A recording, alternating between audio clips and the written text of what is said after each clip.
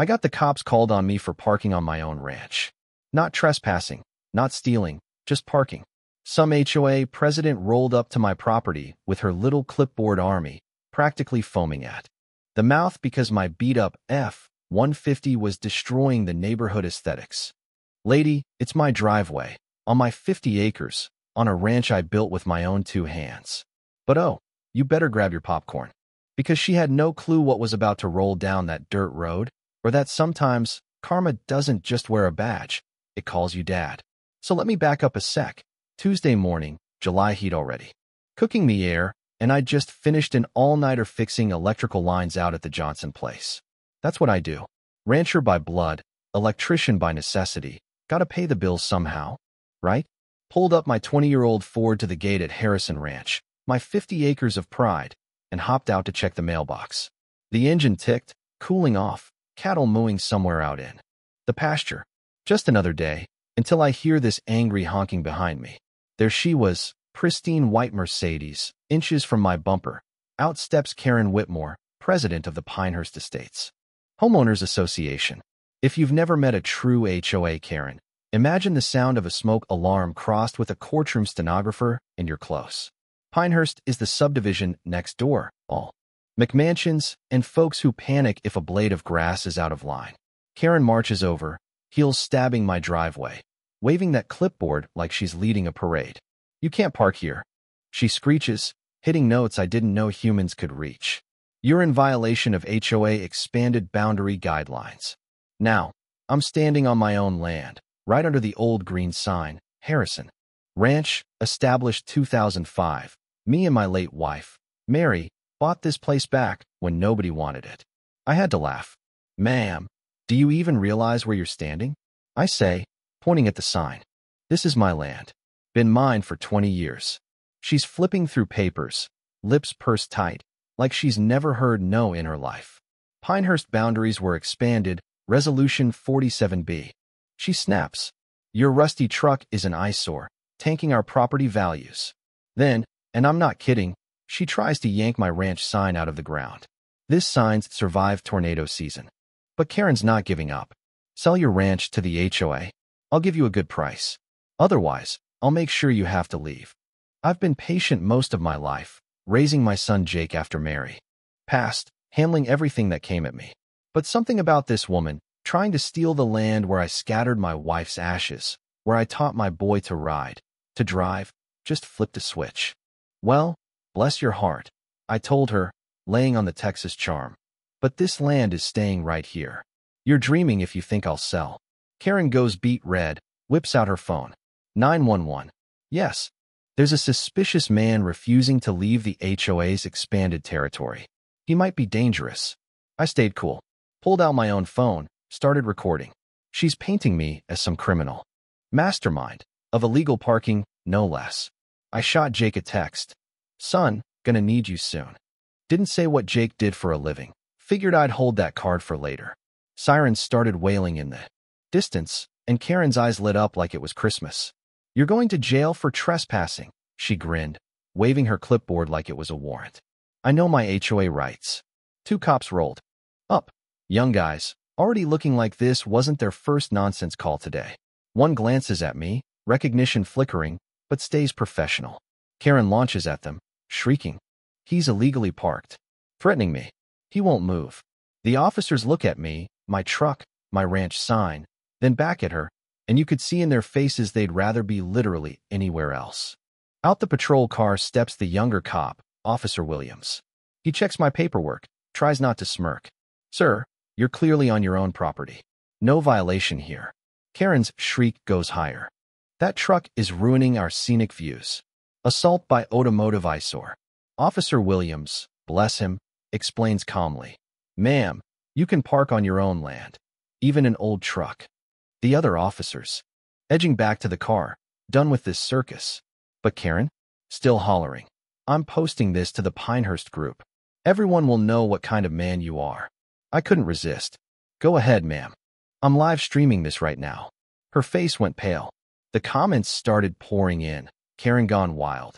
Call her manager. 5,000 people watching before the officers even left. After the cops warned Karen about abusing 911, I called Jake. Son, it's getting spicy. His voice came through strong. Don't worry, Dad. I'll handle it. Meanwhile, Karen's campaign escalated. Another 911 call at 6 in the morning, a hired photographer to document every parking violation, even started an online group, Pinehurst Against Parking Violations. Somehow, 300 members. In 2 days. Then, a fine notice, delivered by a trembling teenager. $500 for parking my truck 5 degrees off proper angle. I mean, she measured it with a protractor. So, I decided to get creative. Every Valentine's Day since Mary passed, I'd park my truck in a heart shape with hay bales as a tribute. This time, I arranged trucks, mine and borrowed ones, in hearts. Stars, even spelled out TXAS one day. My nightly live stream, Parking with Bob, blew up. 50,000 people would tune in just to see how I'd park and to hear my stories.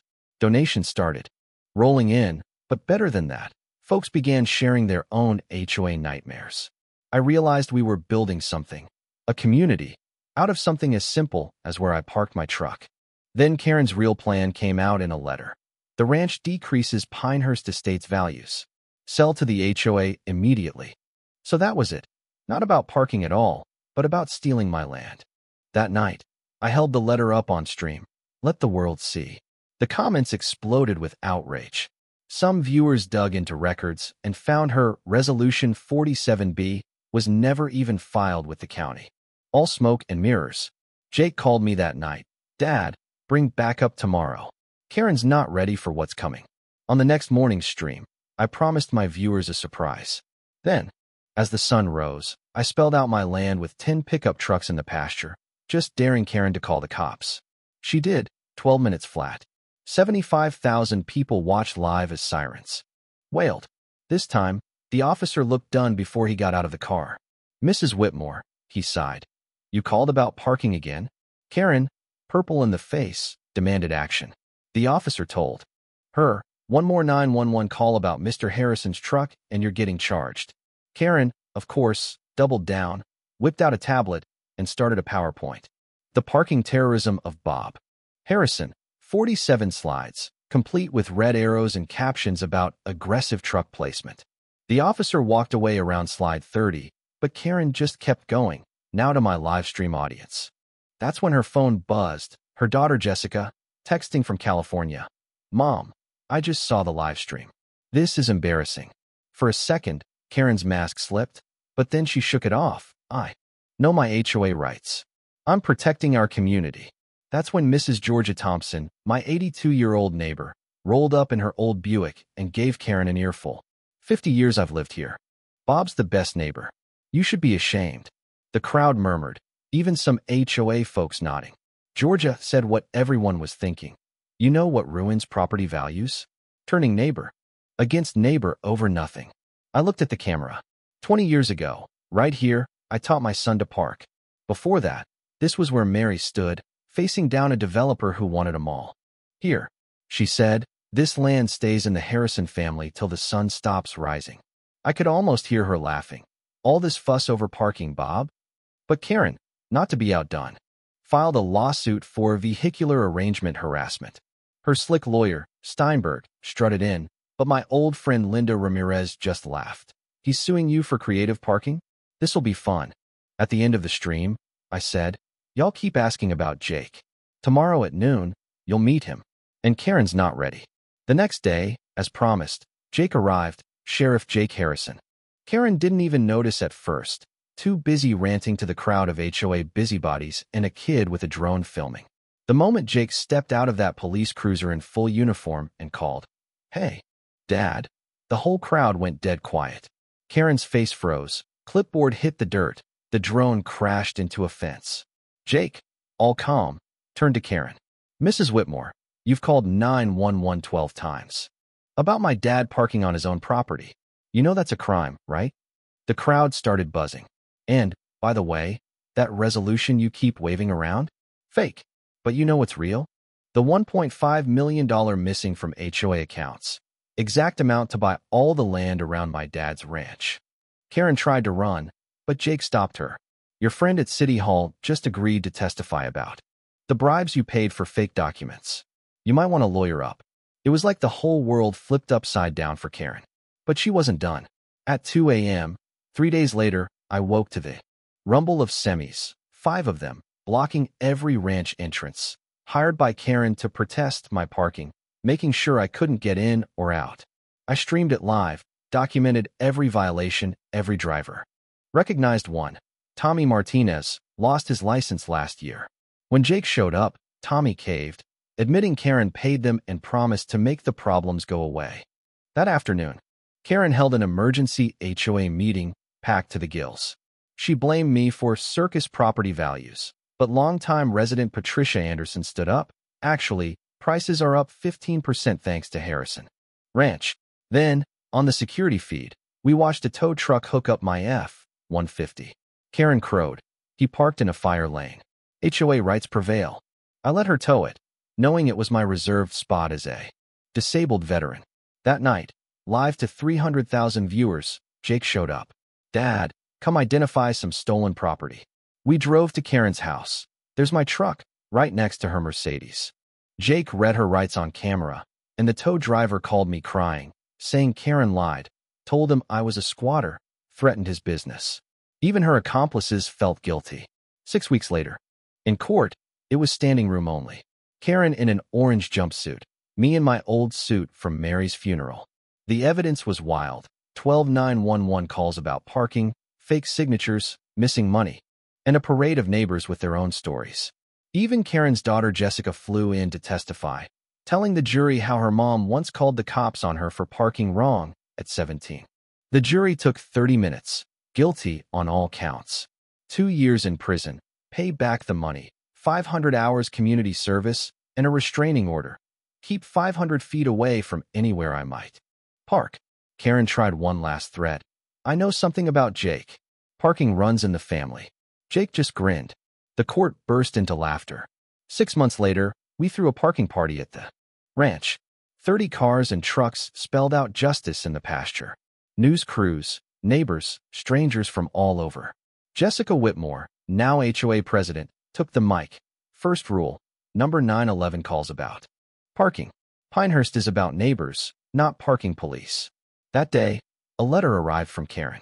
She apologized, said she was in anger management, finally learning to drive, and, irony of ironies, practicing her parallel parking. Turns out, Mr. Harrison, you weren't ruining the neighborhood. You were what made it worth living in. As the sun set, Jake and I sat on the tailgate, looking out over our land. Dad, never thought I'd fight this hard over a parking space. I laughed. Life's funny that way. Sometimes the biggest battles are over the smallest things. And sometimes, karma doesn't just come around. Sometimes, it parks right in front of you, tips its hat, and calls you dad. I put up a new sign by the gate, parking free and legal since forever. Karen tested. Community approved. Because that's what it's all about. A community standing up for what's right, even if what's right is just an old rancher parking his truck wherever he damn well pleases. So tell me, folks, where would you park your truck if no one could tell you no? Drop your stories in the comments. And if you ever doubt that justice still lives in this world, well, just remember, sometimes all it takes is a stubborn rancher, a rusty truck, and a whole lot of heart.